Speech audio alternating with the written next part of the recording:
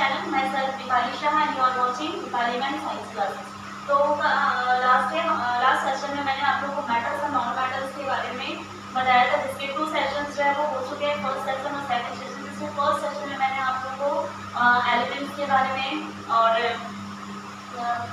Physical properties के बारे में आपको बताया था। सेकंड सेशन जो था जिसमें आप लोगों को फिजिकल प्रॉपर्टीज कुछ रह गए थे फर्स्ट सेशन में, और कुछ केमिकल प्रॉपर्टीज जो मैंने आप लोगों के साथ शेयर की थी कि क्या होती है। तो आज का सेशन जो है आपको इसमें मेटल्स नॉन मेटल्स के फिजिकल प्रॉपर्टीज को हो चुके हैं पूरी।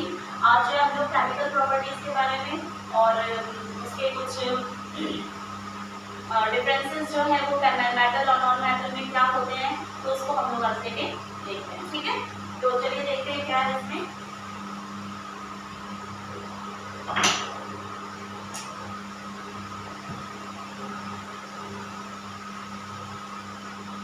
Metals and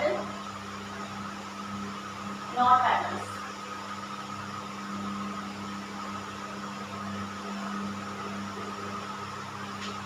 chemical properties.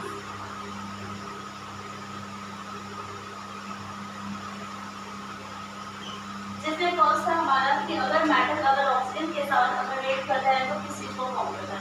Oxygen के साथ अगर मेटल रिएक्ट करता है तो मेटल ऑक्साइड को बनाता है, ठीक है। और अगर नॉन मेटल के साथ रिएक्ट करता है तो वो नॉन मेटल ऑक्साइड्स बनाता है। ये आप सेकंड सेशन में देख सकते हो, तो आप जाके इसको देख लेना। ओके, नेक्स्ट हमारा जो था वो मेटल अगर वाटर के साथ रिएक्ट करता है तो किस चीज को फॉर्म करता है, कि मेटल अगर वाटर के साथ अगर रिएक्ट करता है तो मेटल ऑक्साइड का भी फॉर्मेशन होता है, और कभी कभी क्या होता है कि मेटल हाइड्रोक्साइड का भी फॉर्मेशन होता है। ओके, और नॉन मेटल्स जो है वो वाटर के साथ रिएक्ट नहीं करते हैं। ओके, नेक्स्ट जो है वो हमारा जैसे कोरोजन क्या है। कोरोजन क्या होता है कि जब भी मेटल मॉइस्चर के कारण और एयर इन दोनों से रिएक्ट करके क्या करता है कि मेटल्स जो होते हैं ना उसमें एक लेयर जो है वो जम जाती है, वो डिपॉजिट हो जाती है।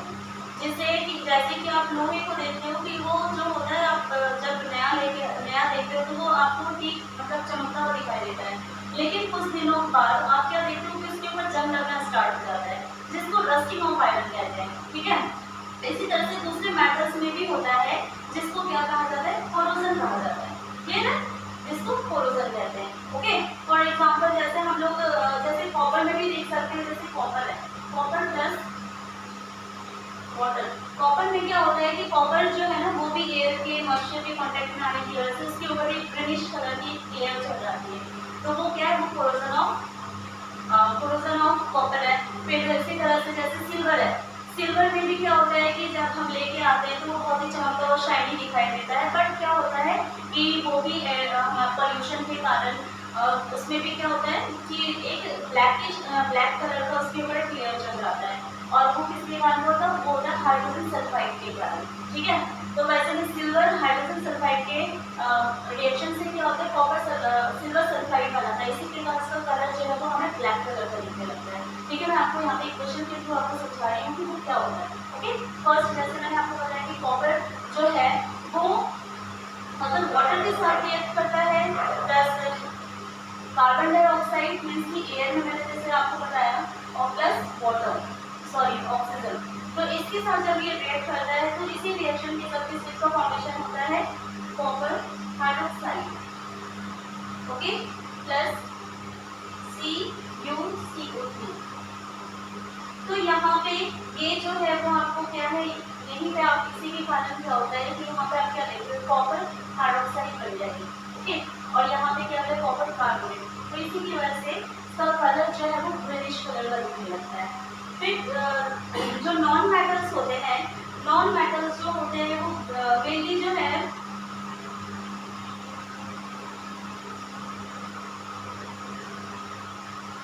ये सिर्फ कार्बन के से ही इसको क्या कर सकता है, डिस्प्लेस कर सकता है वाटर से। ठीक है, इसमें कुछ कंडीशंस होते हैं, जैसे कि मान लो कि नॉन मेटल्स में जैसे कार्बन है प्लस वाटर है। ठीक है, तो यहाँ पे किस चीज का फॉर्मेशन होगा, carbon monoxide plus hydrogen gas. ठीक है, और ये क्या है, ये है वाटर गैस। इसको क्या कहते हैं हम, इसको कहते हैं वाटर गैस, जो कि सिर्फ इंडस्ट्रियल प्रोसेस में ही इसको यूज किया जाता है, water gas.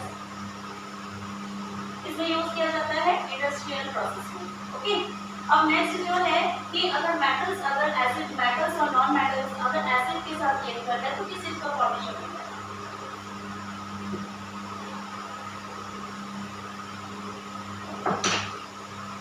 Reaction with acids.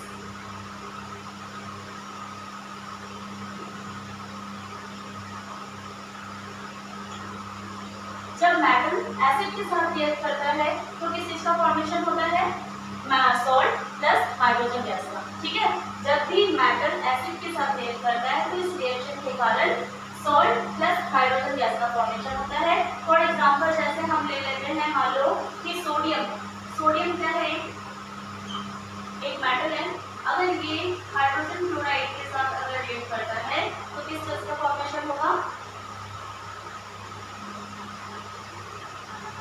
Sodium chloride plus hydrogen gas. Okay,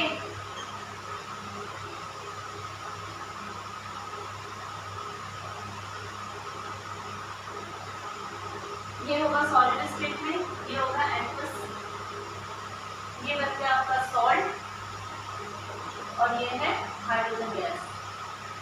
ठीक है, तो आप यहाँ पे क्या देख रहे हो कि ये मेटल है, मेटल एसिड है, मेटल देखो ये मेटल है, ये एसिड है, ये दोनों जब रिएक्ट करता है तो किस चीज का फॉर्मेशन होता है?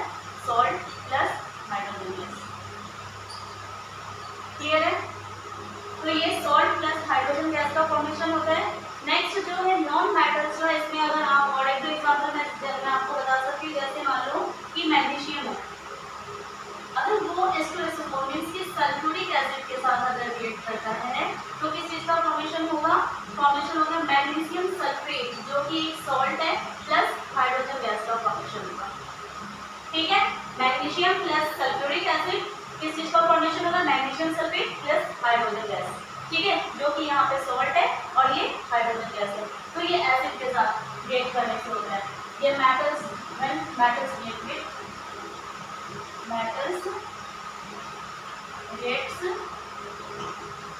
विद एसिड्स, तब होता है ऐसा। ठीक है, और नॉन मेटल्स जो है वो जनरली एसिड के साथ रिएक्ट नहीं करते हैं। नॉन मेटल्स जनरली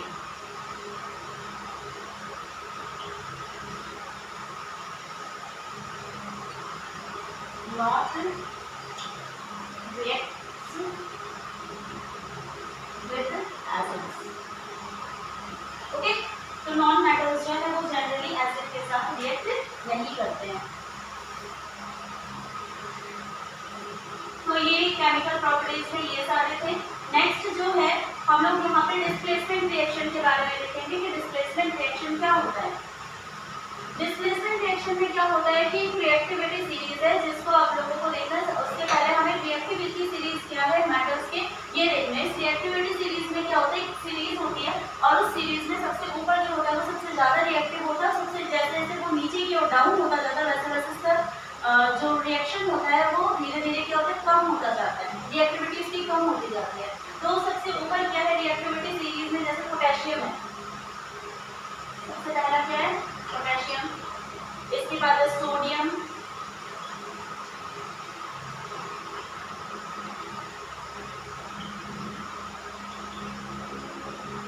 ठीक है, रिएक्टिविटी सीरीज सोडियम, सोडियम को के से डिनोट करते हैं, सोडियम को, पोटेशियम को के से डिनोट करते हैं, सोडियम को एन से डिनोट करते हैं। इसके बाद है बेरियम, ओके, इसके बाद है कैल्शियम, ये, इसके बाद है मैग्नीशियम,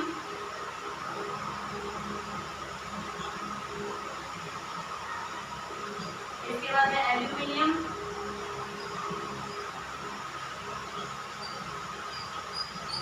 इसके बाद है zinc, nickel, tin, lead, hydrogen, copper, mercury, इसके बाद सिल्वर, फिर गोल्ड। ठीक है, तो इस तरह से यहाँ पे जिंक हो गया, निकेल हो गया, टिन का हो जाता है Sn, लेड का होता है Pb, हाइड्रोजन का होता है H, कॉपर का होता है Cu, मर्क्यूरी का होता है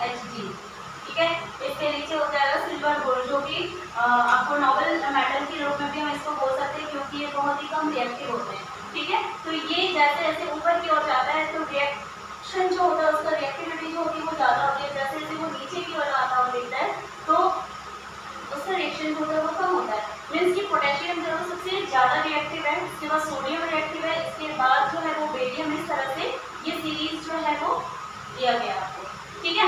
अब आगे जो मैंने आपको डिस्प्लेसमेंट रिएक्शन बताया, डिस्प्लेसमेंट रिएक्शन में क्या होता है कि जो मूल रिएक्टिव मैटर होता है वो लेस रिएक्टिव मैटर को डिस्प्लेस कर देता है, ठीक है। डिस्प्लेसमेंट रिएक्शन में क्या होता है कि जो मूल रिएक्टिव मैटर होता है वो लेस रिएक्टिव मैटर को नॉन मैटर को क्या करता है, डिस्प्लेस कर देता है, तो इसको डिस्प्लेसमेंट रिएक्शन कहते हैं।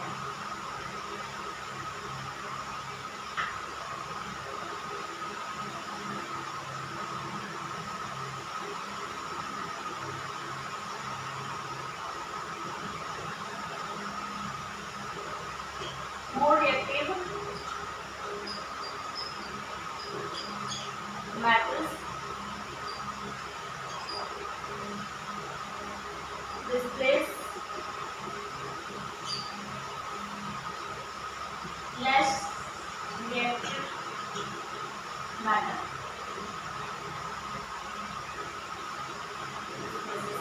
फॉर एग्जाम्पल जैसे हम देख सकते हैं, जैसे आप देखो जैसे है एजी, एजी क्या है, सिल्वर, ठीक है।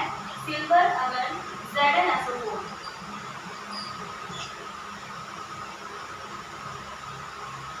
सॉरी ये नहीं, फॉर एग्जाम्पल जैसे हम देखते हैं जिंक है, जिंक प्लस CuSO4,